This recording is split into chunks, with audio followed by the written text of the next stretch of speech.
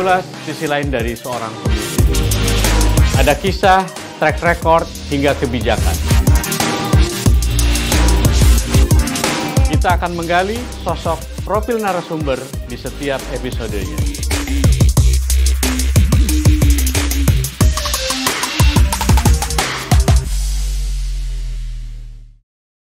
Assalamualaikum warahmatullahi wabarakatuh.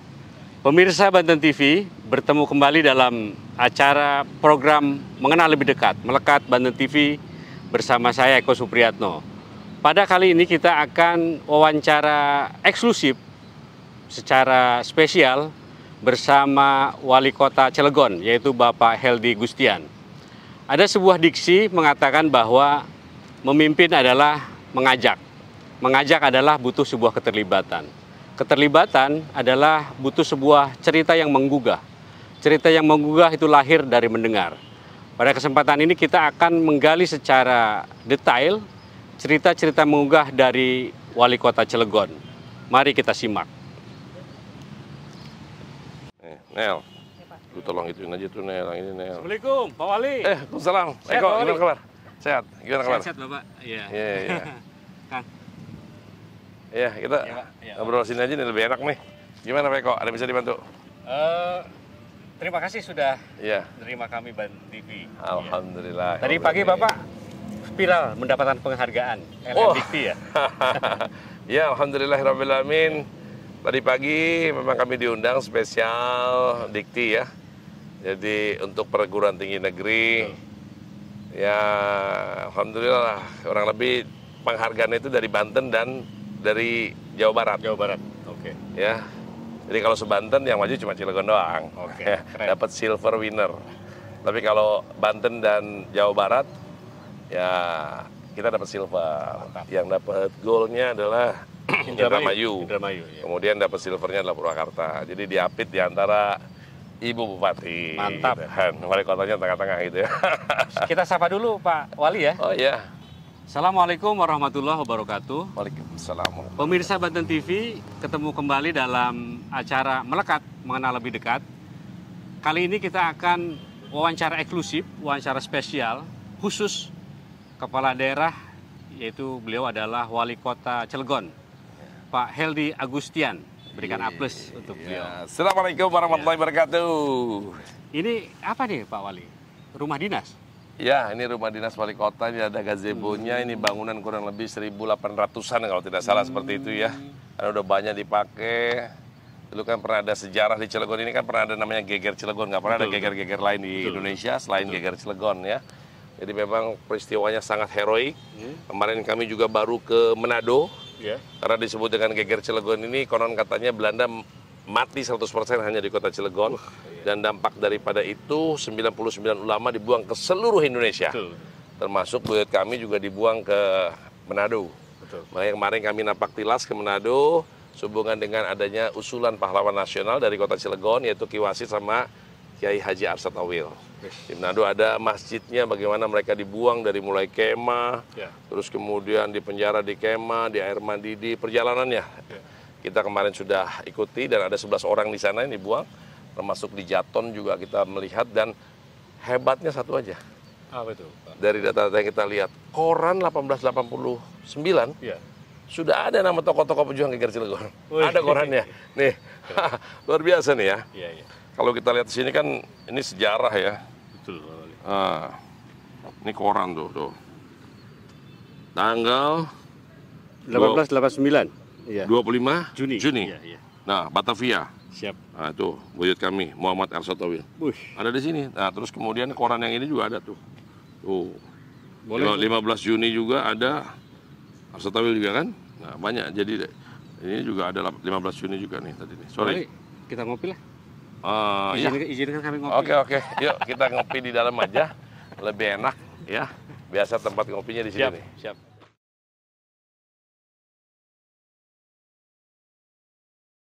Oke, silakan Pak Eko. Siap, Pak Wali. Iya, Makasih, Pak. enak nih ngeliat pemandangan Aduh, nih bagus iya. nih. Adem, Pak Wali. Gimana Pak Eko? Pak Wali gini ya, saya itu suka sebuah diksi bahwa memimpin itu adalah mengajak. Mengajak itu kan membutuh keterlibatan. Keterlibatan itu kan butuh sebuah cerita yang menggugah. Cerita yang menggugah itu lahir dari mendengar ya. Memimpin adalah mendengar. Pemimpin mendengar warga, masyarakat, rakyat. Lalu memimpin, atasan mendengar bawahannya. Bapak menjadi wali kota itu selama ini apa suara-suara yang terdengar dari masyarakat Bapak itu? Bapak kan istilahnya sebagai agenda untuk menuntaskan apa di Cilegon ini, Pak? Ya, yang pertama memang niat saya untuk nyalon wali kota itu karena ada ketidakseimbangan antara SD dengan SMP sebetulnya. Secara pendidikan. Betul. Ya, kita tahu di Cilegon ini kami menemukan Cilegon dalam angka tahun 2008 yang pada saat ulang tahun kota Cilegon yang ke-10 waktu itu saya menghadiri 2009. Cilegon dalam angkanya kan isinya tahun 2008. Betul. Saya melihat bahwa ada 150 SD negeri, SMP negeri cuma ada 11 di kota Cilegon.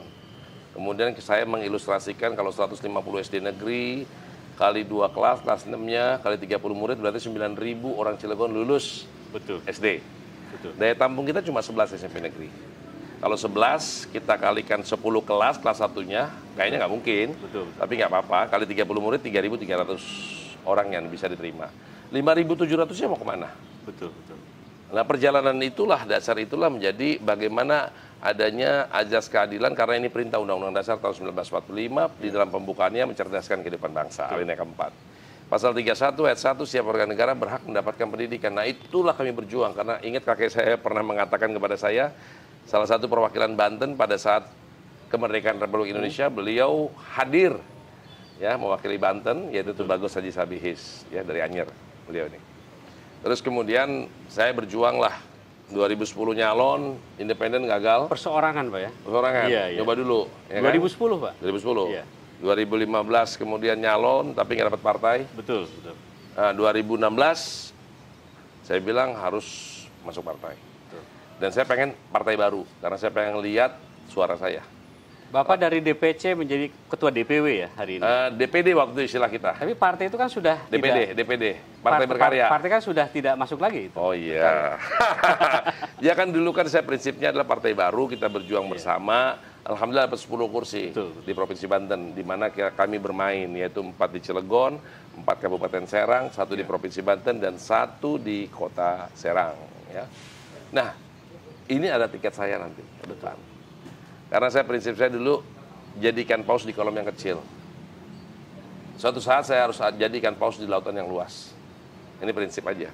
Alhamdulillah kemudian kami nyalon wali kota, Allah kasih ridho. Iya. Ternyata 13 tahun berjuang dalam waktu 4 bulan pada saat setelah kami dilantik di bulan Februari.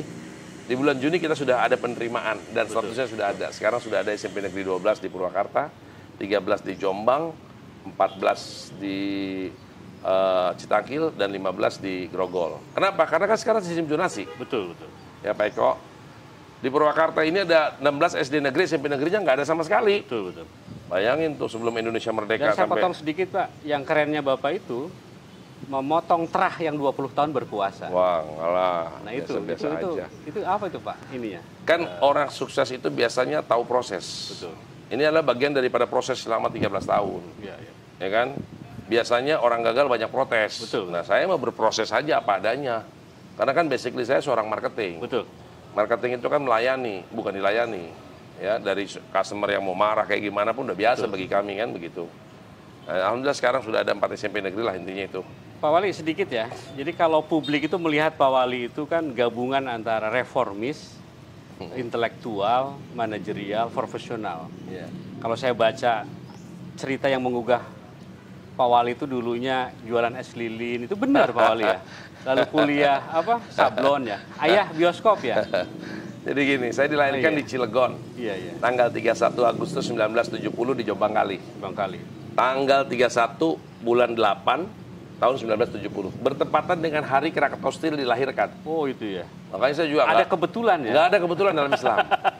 Saya nanya sama bapak saya dilahirnya kapan? Bapak saya bilang subuh, berarti nunggu saya lahir, jangan-jangan Pak Eko. Itu ya? Baru diresmiin Krakatau Steel-nya kan. Nah, usia 5 tahun saya pindah ke Merak. Dari Jombang Kali, bapak saya bikin bioskop di sana. Bapak saya juga kerja di Pertamina pada saat itu. Kemudian usia 10 tahun kami hijrah ke Poso, Sulawesi Tengah. Iya, iya, Sulawesi. Di Poso, Sulawesi Tengah. Jadi pada saat dulu bapak saya di Merak juga sudah punya bioskop. Jadi kita pada saat dulu zaman dulu kan ada istirahat tuh. Betul, nah, betul. jiwa dagang itu dari mama sih sebetulnya dari ibu saya. Jadi setiap ada istirahat saya jualan teh botol atau apa yang menonton teman-teman saya gratis, saya suruh jualan gitu.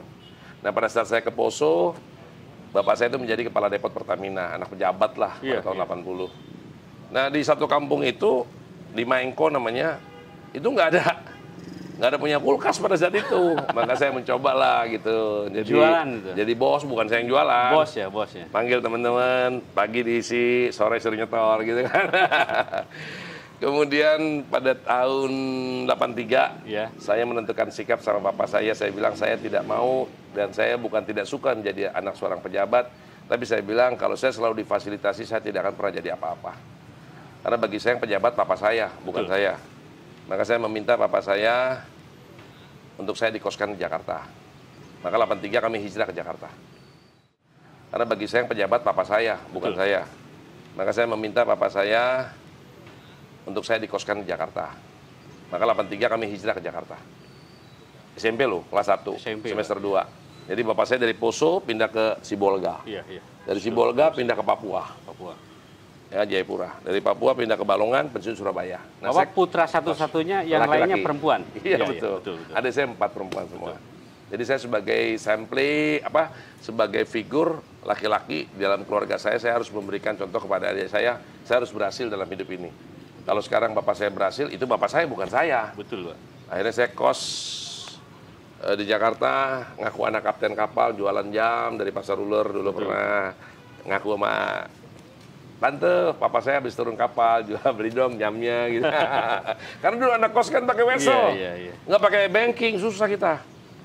Dan satu sekolah harus tahu bahwa saya anak kos, supaya pada saat saya ngetok pintu menjelang maghrib, berarti saya pengen makan di rumah mereka. SMA, saya ambil buku bagaimana cara menyablon, ya, bagaimana cara menyablon, terus kemudian pakai ulano, pakai ya grafir dulu belajar tuh. Ambil buku dari perpustakaan, saya belajar betul-betul. Kemudian pakai sinar matahari, kalau nggak pakai matahari, pakai lampu. Saya bikin SMA Negeri 16. Pertama di perut. Betul. Akhirnya di atas. Kemudian saya jualan lah di sekolah gitu ya. SMA 16. Saya bikin banner, terus kemudian saya belajar sablon itu. Kebetulan, bukan kebetulan, saya jadi wakil ketua. Semacam Karang Taruna dulu lah. Nah, jadi semua rumah di kompleks saya dulu di Ciledug itu harus pasang stiker tidak menerima sumbangan tanpa izin RT RW setempat. Wajibin, jadi mereka beli. Terus kemudian saya menjelang mau kuliah dulu, saya jualan duren, jualan majalah. Betul. Ya, banyak lah. Tapi pada prinsipnya saya cuma mau bilang bahwa yang pejabat itu bapak saya. Betul, Pak. Kita bagaimana kita meniti karir memang dari bawah. Dan pada saat saya menentukan sikap saya harus bekerja usia 22 tahun menjadi seorang salesman di Auto 2000 Juanda, papa saya melarang saya. Mama saya juga melarang. Kalau masih ada, Pak ya? Waktu ada. Ibu sudah meninggal? Ibu sudah meninggal, Ibu. Tapi yang viral Bapak itu, kalau saya baca cerita-cerita di media, Bapak itu hebatnya menjual mobil ya, 250, manakala pada waktu itu tidak ada yang sanggup ya. Dan itu mengangkat Bapak jadi sales. Apa gimana ceritanya? Enggak, bukan begitu. Gimana jadi ceritanya? saya pernah, waktu zaman salesman, pernah mencapai penjualan di atas 250 unit. Yang biasanya? Selama dari pertama kali kerja. Rata-rata itu saya bekerja berarti sebulan jualan 7,9. Sejak tahun 92 sampai dan tahun 95. Kan, Pak, ya? Prestasi maju kan? Di atas panggung. Betul. Ya alhamdulillah sih. Setelah itu kan, waktu itu saya dari Auto 2000 Juanda, saya pindah ke Tunas jadi supervisor. Tahun 96 di bulan Januari. Saya menikah, jadi sebelum menikah juga alhamdulillah waktu itu begini ceritanya lucu, Pak Eko. Coba gimana, Pak? Waktu saya kuliah saya dilarang bapak saya cuma bilang sama bapak saya ingin menikah di usia 25 tahun. Maka 22 tahun saya harus bikin planning, saya harus bekerja. Alhamdulillah kerja saya tidak mengganggu kuliah saya. Bayangin, rumah saya di Ciledug, kantor saya di Juanda, kampus saya di Serengseng. Pancasila, segitiga emas saya bilang. Segitiga, iya. Jadi kalau mamanya naik mobil pasti terlambat lah. Bapak saya udah beliin mobil pada saat itu, tapi saya tidak menggunakan mobil. Saya 6 bulan bekerja, saya dapat motor dulu. Bisa kredit motor. Terus kemudian Usia 24 alhamdulillah saya kebeli rumah baru. Dan usia 25 saya kebeli mobil baru pada saat itu. Dan saya baru menikah tanggal 28 Oktober Sumpah Pemuda tahun 1995 dengan istri saya. Dengan teman kuliah saya. Ibu-ibu ya? Iya, tapi pada saat itu bapak saya bilang, Hel, IPK lu berapa? IPK kamu berapa? 2,68 Pak. Kamu harus 2,75 minimal untuk daftar ke Pertamina. Karena itu permintaan orang tua, saya ikutin. Saya kuliah lagi 1 semester. Betul. Selesai lah 2,86. Tapi pada saat 2,86 bapak saya bilang, kamu daftar di Pertamina. Karena beliau juga kan pengen anaknya keturunan kerja di Pertamina. Betul, betul. Kalau saya berpikir Allah menciptakan kita itu untuk mengikuti sejarah, bukan untuk mengikuti sejarah, tapi membuat sejarah. Membuat sejarah. Biarlah saya jadi salesman aja, Pak. Saya bilang, Pertamina itu cuma bagian kecil dari mobil, hanya bensinnya doang. Di mobil ada pentil, ada velg, ada ban, anak kurang ajar. Itu ya dulu marah. Saya dengan itu saya bermotivasi. Saya cuma bilang sama bapak saya akan buktikan apa yang saya katakan ini benar adanya dan ini pilihan saya yang benar. Ya. Tahun 96 saya jadi supervisor, bulan Januari. Tahun 98 di saat krisis moneter semua orang dipecat, saya justru diangkat menjadi pimpinan cabang di Tangerang pada saat itu. Dan perlu diketahui, Bung Eko, saya ini sudah ke 5 benua gratis dari Toyota. Jadi Afrika sudah, Eropa sudah, Amerika sudah, Asia sudah, Australia saya sudah semuanya. Dan itu gratis rata-rata dari Toyota. Putra Bapak kan 3 katanya ya? 3 betul. Ada yang ke Toyota Pak, yang kerja? Jadi anak saya yang kedua saya minta karena dia kan dapat undangan dan memang saya akui bahwa dia punya kelebihan lah, ya pintar dia. Pada saat dia lepas dari Pajajaran, saya cuma bilang sama dia, kalau kamu bisa membanggain bapak kamu masuk Toyota Astra Motor. Agustus lulus, September dia ngelamar, Oktober diterima. Luar biasa, bangga banget saya pada saat itu. Dan bapak dan anak saya itu waktu itu ditugaskan pertama kali pada saat diterima adalah yang ngitung harga mobil Toyota se-Indonesia.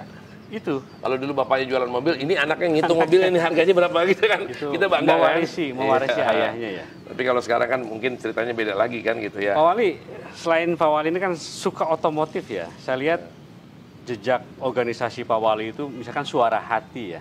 Itu menurut saya menarik ya, filantropi ya, kemanusiaan ya Pak. Iya. Suara Hati itu apa tuh Pak? Jadi begini, ceritanya kenapa Suara Hati itu kami bentuk tahun 2013. Pada saat itu seorang ustadz, masih keluarga saya meninggal. Karena lama mobilnya di RSUD pada saat itu, maka dimasukkan ke dalam angkot. Ya Allah. Ya. Dan waktu itu saya ditelepon di Ciujung, saya muter balik. Waktu itu saya mau rapat sebetulnya, akhirnya saya izin. Kemudian pada saat saya datang ke rumah sakit, RSUD waktu itu, lagi dimasukin di angkot, mait nih. Belok-belok kan susah. Ya. Saya bilang turun. Saya nggak bisa terima, saya bilang. Ini seorang ustadz, bagaimana saya sebagai umaro jangan pakai gerobak, saya bilang. Iya. Masukin lagi. Supirnya kemana, saya bilang. Ya, sempat marah-marah lah. Baru supirnya katanya habis mandi, begitu lama kan 2 jam nungguin. Katanya. Kemudian saya berikhtiar pada saat itu, ya kayak semacam najar lah. Gue punya duit, gue beli itu mobil tuh, gitu. Ya kan? Allah kasih rezeki pada saat itu, alhamdulillahirrabbilalamin. Dalam waktu 2 atau 3 bulan setelah itu saya beli mobil bekas 4 L300 atau apa? Dijadikan ambulan itu? Mazda. Dijadikan ambulan semuanya. Ambulan sama mobil jenazah. Maka kita launching pada tahun 2013 di bulan Mei, kalau tidak salah, Maret atau Mei, saya lupa ya. Bahkan Pemkot pada waktu itu nggak ada program itu. Nah, itulah kita fastabiqul khairat. Ibu saya selalu mengajarkan, kamu harus banyak memberi dan nggak akan pernah miskin dengan kamu memberi. Ya. Ilmunya apa, Mah? Terima kasih. Ya. Apa terima kasih? Terima kasih. Ya terima, ya kasih. Banyakan kita kan mau terima tapi nggak mau ngasih. Iya. Ibarat uang mangan orang ngesing-ngesing. Oh sakit perut kita kan. Ya kan? Maka oleh karena itu kesempatan saya untuk memberikan mengasih, dan maka saya tulis di situ bebas biaya, bukan gratis. Bebas biaya berarti ibaratnya kayak kita di sini di ruangan ini bebas asap rokok, berarti nggak boleh sama sekali, takut meledak. Betul. Maka kita namakan suara hati kita itu adalah supaya bagaimana orang mengucapkan, karena saya orang marketing, suara hati kita berarti dia juga tertarik gitu loh bahwa itu punya kita juga gitu loh. Maka kita gratiskan, maka kita bebaskan untuk wilayah Anyer, Mancak, Bojonegara, Serdang waktu itu. Dan itu berjalan Sekarang berarti udah 10 tahun ya. Betul. Udah. Sebenarnya itu bagian dari elektoral juga, Pak. Keren itu. Bapak 75% pada waktu itu ya, mengalahkan. Enggak juga lah. Enggak ya? Saya beda cuma 4% ya. Saya cuma mikir bahwa segala sesuatu lakukan dengan ikhlas saja gitu loh. Jangan terlalu ngotot. Karena semua itu kan ada garis tangannya. Saya 2010 garis tangannya kalah. 2015 garis tangannya nggak bisa nyalon. Ya 2000, ya namanya kita bertanding itu kan ada menang atau kalah. Betul. Kalau mau menang terus namanya istifalan. Kasih duit terus tuh. Istifalan menang terus tuh kita tuh. Kalau namanya kita bertanding di politik ada menang ada kalah. Ya, pada saat kita kalah juga kita nggak pernah ganggu yang menang. Pada saat ibaratnya itu ya kita harus dewasa dalam hal berdemokrasi, menurut saya seperti itu sih. Pak Wali izin, wah terima kasih. Oh nih. iya. Aduh, enak nih. Waduh, dingin nih.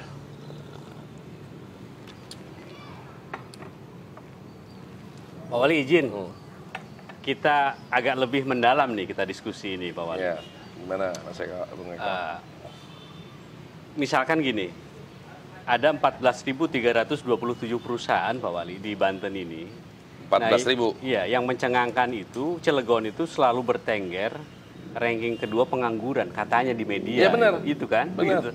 Benar. Lalu ada sebuah kritik misalnya menanyakan prioritas tentang kemiskinan, pengangguran. Iya, benar. Bagaimana pandangan Pak Wali ketika Jadi gini, menjadi wali kota itu? pada saat kami menjabat, pengangguran kota Cilegon itu di angka 12,69%. Iya. Kami berupaya 2 bulan saya menjabat langsung panggil seluruh HRD, kita rapat 2 kali HRD, saya bikin surat edaran tentang pemagangan. Betul. Dan manfaat pemagangan. Ya kan? Ya alhamdulillah banyak dipercaya sih, trust industri terhadap pemerintahan kita juga luar biasa lah menurut saya. Saya mengucapkan terima kasih lah di kesempatan yang baik ini. Ya kan? Turun dalam waktu 1 tahun. 2% itu ya? Turun jadi 10,13%. Ya. Atau dari 25.976 turun menjadi 5.000, turun di angka kurang lebih ini pengurangannya 5.062 orang. Betul. Nah kalau kita historical ke belakang lagi, 2017 kita peringkat ke-7. 2018 kita peringkat ke-6. 2019 kita peringkat ke-7. 2020 kita peringkat ke-7. 2021 tadi saya udah bilang udah turun, tapi masih peringkat ke-7. Tapi alhamdulillahirobbilalamin Allah ridho, tahun 2022 ini kita peringkat ke-4. Betul. Dan ini sejarah bagi kota Cilegon.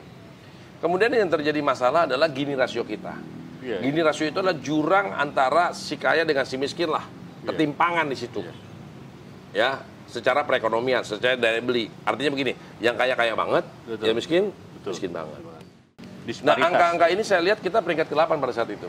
Dengan poin 0,373. Betul. Kemudian kami berjuang, ya, dengan beberapa program-program kami tentang kemiskinan, turun menjadi 0,363, hanya turun 0,010. Itu naik jadi peringkat ke-8, menjadi peringkat ke-7. Nah sekarang, alhamdulillah menjadi 0,13. Betul. Menjadi peringkat ke-5. Nah, dari sisi IPM kita itu pertama kali kami menjabat itu 73,05. Betul.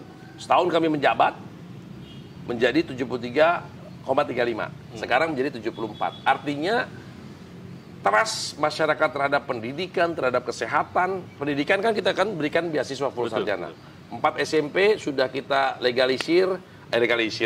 legalkan, ibaratnya sudah ada statusnya dalam waktu 4 bulan kan, sudah bisa menampung 4 SMP ini 480 orang.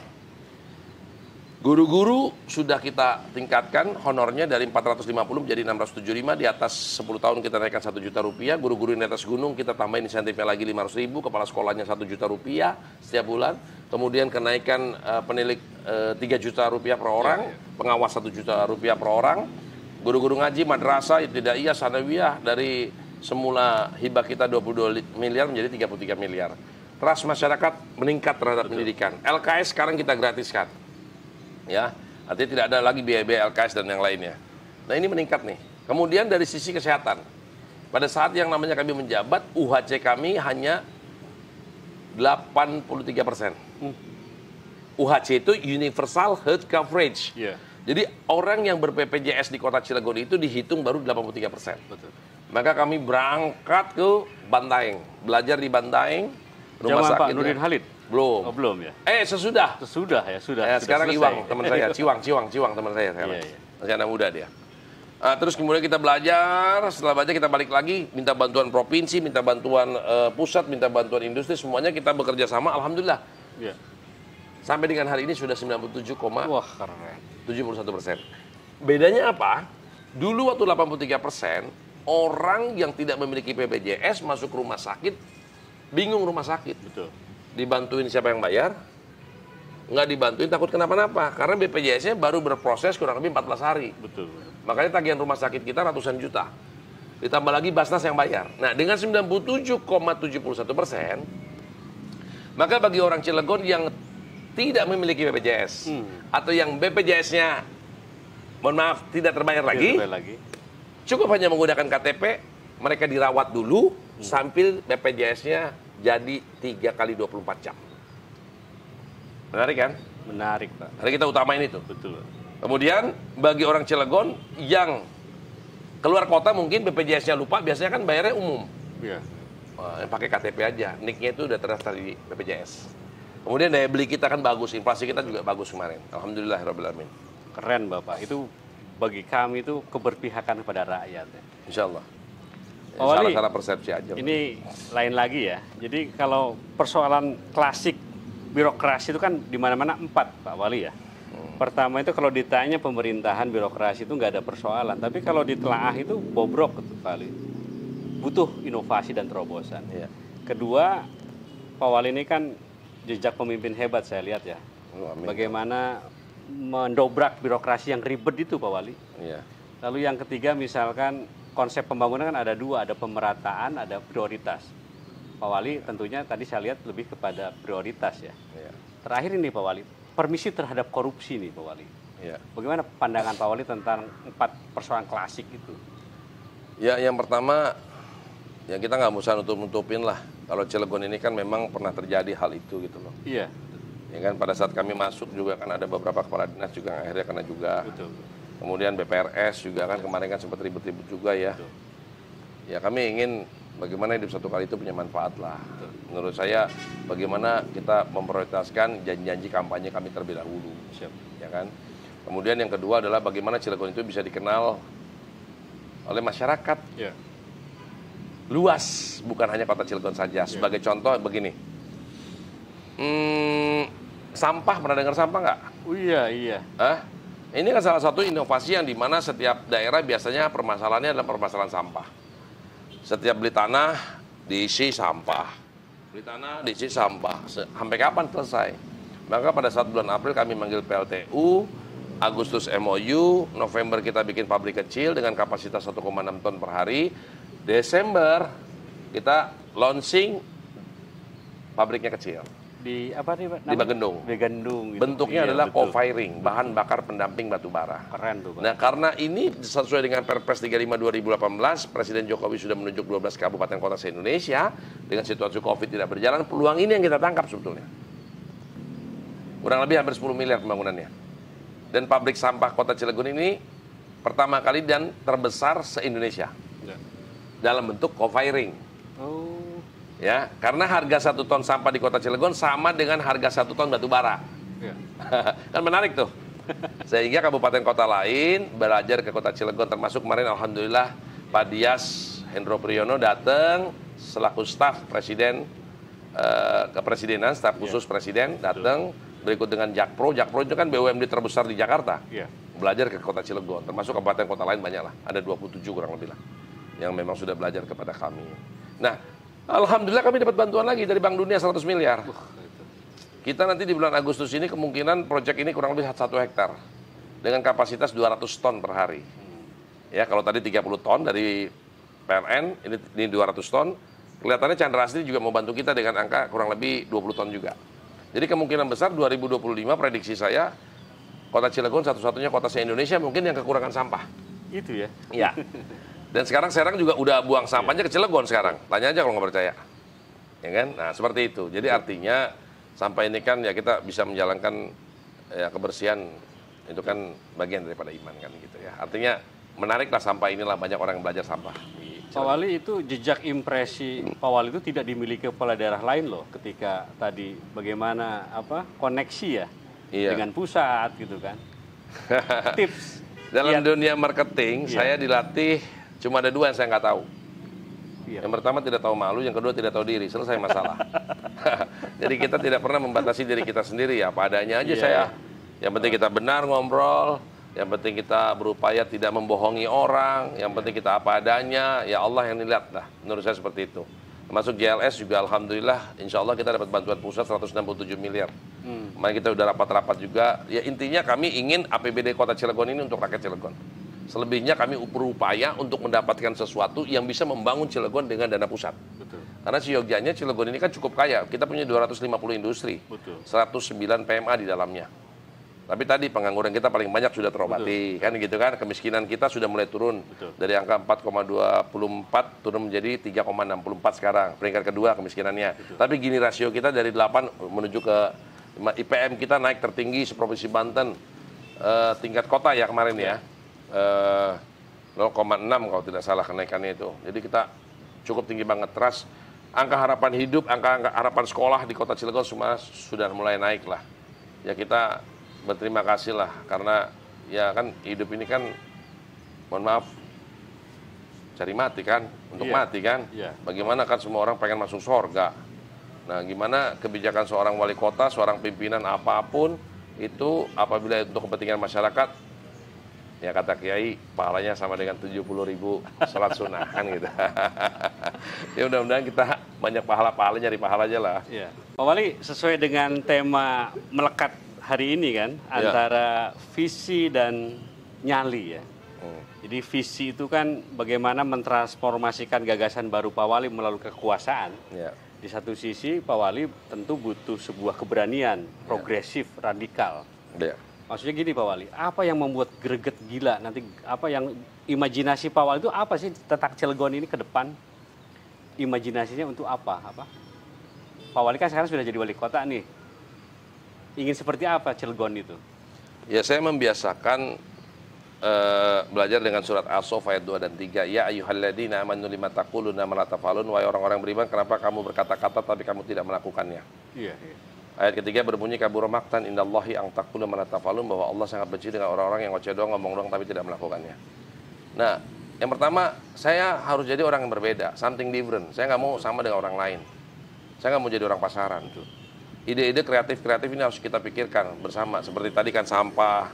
Nanti kita ada ide-ide lain lah yang menurut saya bisa kan, kalau kita memang tidak punya ide, kita harus ATM, amati, tiru, modifikasi gitu loh ya. Kalau bicara nyali, saya ini kan kecil di Jakarta sebetulnya. Yang namanya orang Banten pasti diuji terus di Jakarta, nggak mungkin nggak diuji.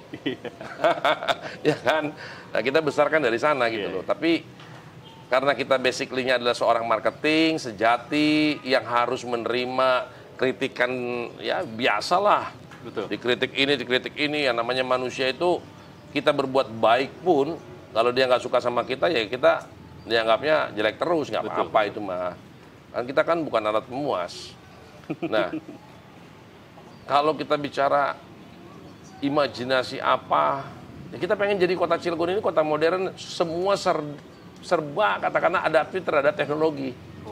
Sehingga dapat mengurangi korupsi-korupsi gitu, dengan angka-angka, dengan sistem dan yang lainnya segala macam, itu bisa mengurangi lah, menurut saya seperti itulah. Saya baca majalah Cilegon baru. Iya, nanti kalau lihat di ruangan saya lebih bisa lihat lagi, di situ ada terdata targetnya berapa, nanti siapa aja yang ini, nanti penyerapan anggaran berapa, semua terkontrol semuanya. Nah kita pengen Cilegon ini betul-betul modern, karena kita punya duit. Kita kan PDRB kita kan nomor 4 terkaya se-Indonesia. Apa yang nggak ada duit kita sebetulnya. Tapi bagaimana penggunaan duit ini sesuai dengan kebutuhan masyarakat, jangan sesuai dengan kebutuhan kita. Kebutuhan masyarakat minta apa itu kita penuhi. Kan contoh aja, honor RT RW di kota Cilegon itu kan 1 juta sebulan. Itu tidak dimiliki oleh daerah lain. Loh, nggak ada kabupaten kota lain masih per 3 bulan, kita 1 juta sebulan. 1 juta sebulan. Dana lingkungan per RW aja, kita itu 100 juta per RW per tahun. Per RW ya? Per RW loh. RW bisa menentukan apakah mau bangun posyandu, mau bangun yang lain. 100 juta kita kasih budget per tahun. Buat masjid, kita berikan hibah 20 juta per 2 tahun. Ya, artinya semua kita berikan ke masyarakat lah. Biar masyarakat betul-betul merasakan. Seperti palang pintu kereta api yang selama ini kan nggak pernah terpasang. Banyak tertabrak kereta api, Setelah kita membaca, dulu kan alasannya pusat Tapi setelah kami baca Undang-Undang Perkeretaapian nomor 23 tahun 2007, ternyata itu adalah tanggung jawab pemerintah daerah. Itu, maksud saya seperti itu. Banyaklah.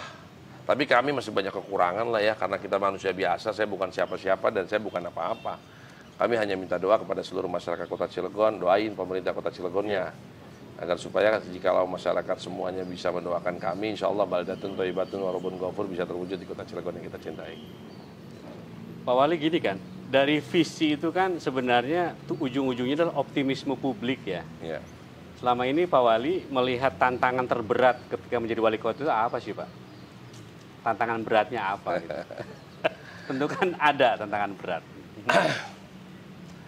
Kita itu kan udah terbiasa melayani, berbuat baik. Ya, kadang-kadang memang yang berlawanan sama saya pakai perasaan aja. Itu aja tantangan saya terberat. Tapi kalau kita lihat dari dulu kan saya sudah biasa. Sekali, 2 kali, 3 kali ya udah. Kalau lu juga begitu terus ya, gue juga kan punya harga diri, jati diri gitu. Seperti itu aja sih. Yang penting bagaimana kalau saya mengatakan bahwa kita harus punya prinsip dalam hidup ini. Ya. Bagus dan tidaknya biar masyarakat yang menilai lah. Iya Pak Wali. Ya kan, kalau 1 orang 2 orang yang membilang saya jelek, ya biarkan saja. Siap. Ya jalan-jalan yang sudah lama tidak diperbaiki, kita perbaiki kemarin selesai kan gitu kan. Ya kalau kita dibilang jelek juga ya nggak apa-apa kan gitu ya. Artinya kalau saya berpikir nggak mau pikirin yang lain-lain, saya mau pikirin visi misi saya yang saya sudah hawar-hawar ke masyarakat, itu harus saya lakukan gitu loh. Cuma kan waktunya 3,5 tahun, harus berlari kita. Kalau nggak berlari, jabatan itu bukan karunia ya, tapi amanah ya. Nah, kalau jadi wali kota nggak mati-mati boleh sombong dah. Betul. Tapi kalau jadi wali kota mati juga, ngapain kita sombong? Saya kalau jadi wali kota itu kalau di kantor, di ruangan, baru jadi wali kota. Di sana, ya mau ke masjid Jumatan, ya nggak perlu dikondisiin di belakang aja. Masyarakat kaget, ada wali kota kan gitu ya. Ya kan, mau ngapa-ngapain ya. Karena bagi kami ya, itu kan Islam mengajarkan siapa yang duluan yang dapat kan gitu ya. Jadi jangan sampai tiba-tiba kalau ada lagi pengajian juga kita datang, saya cuma bilang, udah mulai, udah biar saya di sini aja. Kalau udah selesai baru saya mau maju. Ya biasalah. Pak Wali, kita di ujung acara nih, konklusi holistik Pak Wali. Jadi bagi kami ini Pak Wali, ketika mendengar tadi cerita itu gabungan antara profesional, intelektual, manajerial ya. Antara visi dan nyali. Coba Pak Wali ke pemirsa Banten TV, apa pesan perubahan? Filosofi Bapak silakan, mangga, seluas-luasnya. Ya, dunia ini memungkinkan apa yang tidak mungkin terjadi, mungkin saya terjadi. Dan tidak ada kata sulit jika kita mau, pasti kita bisa. Karena seyogianya tidak ada yang tidak mungkin di dunia ini. Ya, jika kita lakukan dengan sungguh-sungguh. Buktinya seorang salesman Toyota bisa jadi wali kota baru pertama kali di Indonesia. Dan partainya dulu dari partai berkarya lagi kan, itu gak ada, cuma satu doang, gak ada temennya. Artinya apa? Allah menciptakan kita ini untuk membuat sejarah, bukan untuk mengikuti sejarah. Jadi, ayo kita bikin sejarah-sejarah baru agar supaya jangan melihat siapa orang tua kita, jangan melihat siapa bapak kita, bapak ibu kita, dan yang lainnya. Berperilakulah baik. Disinilah uji coba kita. Kalau kita mungkin, mohon maaf ini, untuk merubah Cilegon, untuk merubah Indonesia, untuk merubah Provinsi Banten juga cuma ada 2 cara kan. Legislatif harus menang, baru eksekutif menang. Kalau keduanya bisa menang, ini kan satu irama. Betul. Nah, Cilegon ini kan baru 1 irama, baru setengah doang saya menangnya kan, belum 1 irama kan gitu ya. Artinya apapun itu, selama punya niat innamal a'malu binniyat yang baik, maka itu lakukanlah. Ya, karena hidup cuma 1 kali, ya. Tidak ada kata takut, hanya takut sama Allah Subhanahu Wa Taala. Dan yang paling terpenting bagi saya adalah bagaimana hidup itu punya manfaat bagi masyarakat ya, karena apapun pangkat dan jabatan kita akan dipertanggungjawabkan di akhirat. Lakukan yang terbaik, ya hindari, mudah-mudahan Allah meridhoi, tidak ada hal-hal yang negatif, tidak ada jebakan-jebakan yang memang yang harus kita memang melihat detail, real. Kan bisa lihat kan, banyak orang bilang, weh salesman Toyota, weh bekas orang Toyota mana bisa jadi pejabat? Nggak bisa begitu. Iya. Kita kan bicara manajemen. Bicara manajemen adalah kalau kita belajar ilmu manajemen, how to managing yourself, baru how to managing your people. Bagaimana kita mengatur diri kita dulu, baru kita bisa mengatur orang lain. Berarti diri kita ini sebagai role model. Kalau kita bilang ibaratnya sholat, ya berarti kita harus sholat. Jangan kita suruh orang sholat, tapi kitanya nggak sholat, kan begitu ya. Kita role model sebagai seorang pemimpin. Bagaimana seorang pemimpin yang bisa membuat orang happy gitu kan. Ya. Betul. Bahagia. Bahagia. Karena sebagian orang, kalau orang Cilegon bahagia semua, enzim-enzimnya positif, maka orang Cilegonnya panjang umur semua. Kayak, Pak Wali, kondangan, nyanyi. Ya saya menyanyi aja. Emang salahnya apa seorang wali kota nyanyi? Nggak salah bagi saya, kan menghibur masyarakatnya. Ya kan? Kayak kemarin ada padi, saya juga tampil gitu. Ya happy-happy aja. Ya kan? Jadi kita harus bisa menempatkan kapan jadi wali kota, kapan jadi masyarakat biasa. Jangan terus-terusan jadi wali kota gitu loh ya. Iya. Ya biasa-biasa aja lah menurut saya. Hidup cuma cuma satu kali, bagaimana bisa bermanfaat buat umat. Itu aja. Terima kasih Pak Wali. Pemirsa Banten TV, kita di penghujung acara. Pak Wali, kami dari Banten TV terima kasih sudah diterima di rumah dinas, ngopi ya. Demikian tadi berbincang kita khusus wawancara eksklusif spesial bersama seorang politisi wali kota Cilegon, Pak Heldy Agustian. Hikmah atau pesan dari beliau saya sampai merinding apa yang diungkapkan beliau itu, bahwa visi itu memang harus ditransformasikan dalam gagasan-gagasan kekuasaan. Tapi di satu sisi butuh nyali, yaitu tentang keberanian, progresif dan fokus terhadap urusan-urusan publik. Ya. Kita tunggu jejak langkah hebat selanjutnya dari Pak Heldy Agustian. Apakah dia nanti ke depan gubernur? Kita tahu. Atau ke kancah yang lebih luas. Terima kasih Pak Heldy. Silakan. Assalamualaikum warahmatullahi wabarakatuh. Assalamualaikum warahmatullahi wabarakatuh. Mohon maaf lahir batin.